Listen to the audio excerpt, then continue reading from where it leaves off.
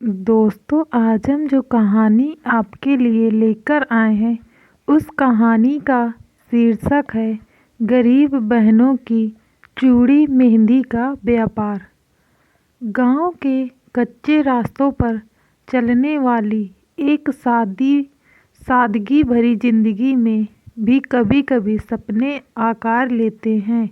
यह कहानी है दो बहनों की, राधा और सुमन, जो अपने परिवार की आर्थिक तंगी से लड़ते हुए चूड़ी और मेहंदी के व्यापार के जरिए अपने सपनों को साकार कर सकते हैं। राधा और सुमन एक छोटे से गांव रामपुर में अपने माता पिता के साथ रहती थी। उनका परिवार बेहद गरीब था। पिता रामलाल एक किसान थे, लेकिन सूखा पड़ने के कारण उनकी फसलें बार बार खराब हो जाती थी। माँ सावित्री घर के छोटे मोटे काम करके कुछ पैसे कमाने की कोशिश करती थी। घर में 4 लोगों का पेट भरने के लिए पैसे मुश्किल से जुटते थे।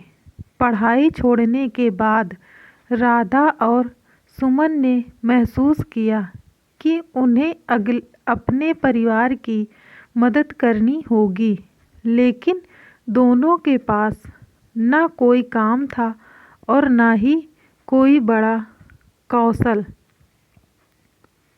गांव में एक मेला लगा हुआ था, जहां तरह तरह की दुकानों पर चूड़ियां, मेहंदी और छोटे छोटे सजावटी सामान बिक रहे थे।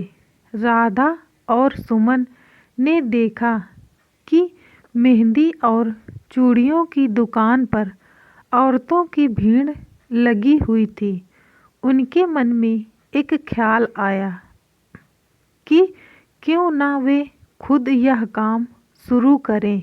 राधा बोली, सुमन, अगर हम यह चूड़ियों और मेहंदी का काम शुरू करें तो शायद हम कुछ पैसे कमा सकें। सुमन ने सहमति में सिर हिलाया, लेकिन हमारे पास पैसे कहाँ हैं? सामान कैसे लाएंगे? राधा ने कहा, हम माँ से बात करते हैं, शायद कोई रास्ता निकल आए। माँ सावित्री ने लड़कियों की बात सुनी और पहले तो हिचकिचाई, लेकिन जब दोनों ने अपनी मेहनत और लगन का भरोसा दिलाया तो उन्होंने अपनी छोटी सी बचत से कुछ पैसे दिए। राधा और सुमन ने गांव के पास के शहर से चूड़ियां और मेहंदी का सामान खरीदा। शुरुआत में उन्होंने गांव की गलियों में घूम घूमकर महिलाओं को चूड़ियां और मेहंदी बेचना शुरू किया। धीरे धीरे उनकी मेहनत रंग लाई और उनकी दुकानदारी चल निकली। व्यापार शुरू तो हो गया था, लेकिन रास्ता आसान नहीं था। कभी सामान समय पर नहीं पहुंचता तो कभी ग्राहक पैसे उधार मांगते। राधा और सुमन ने इन मुश्किलों से हार नहीं मानी।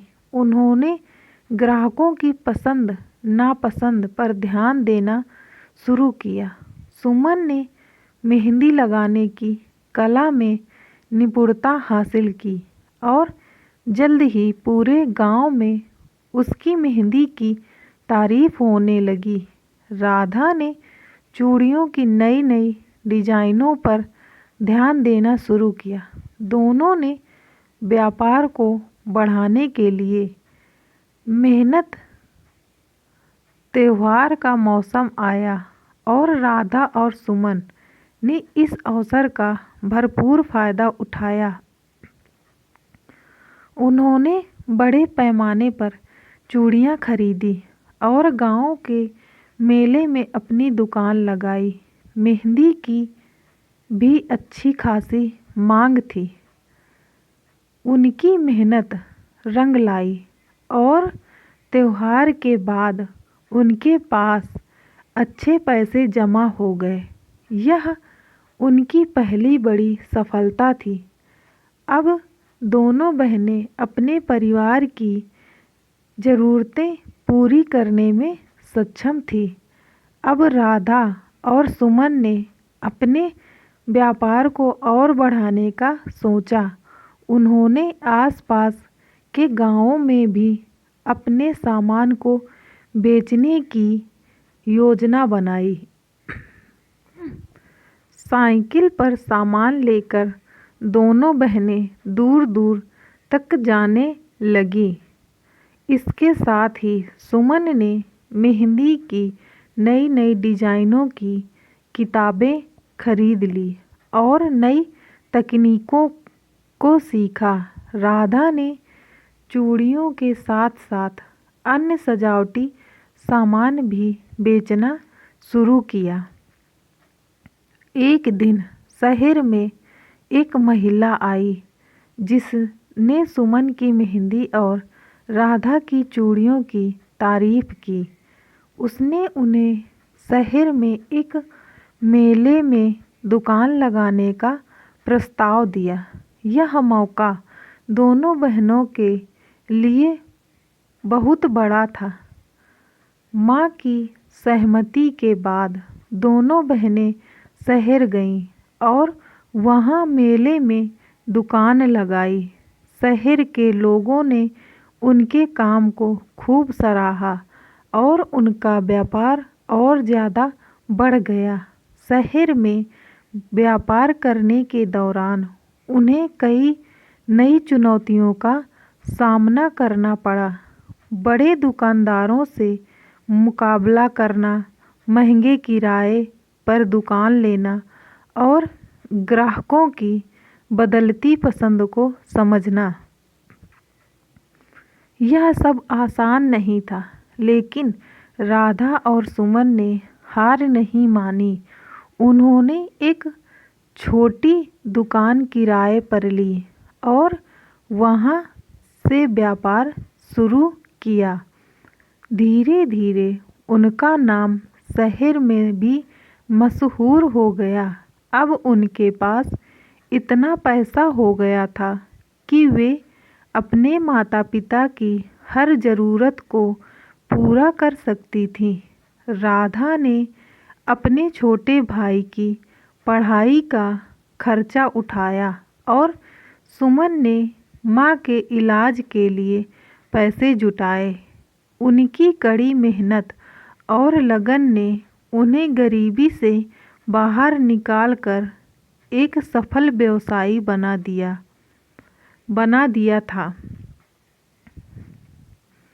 जब उनका व्यापार पूरी तरह से स्थगित हो गया तो दोनों बहनों ने समाज के ज़रूरतमंद लोगों की मदद करने का फैसला किया।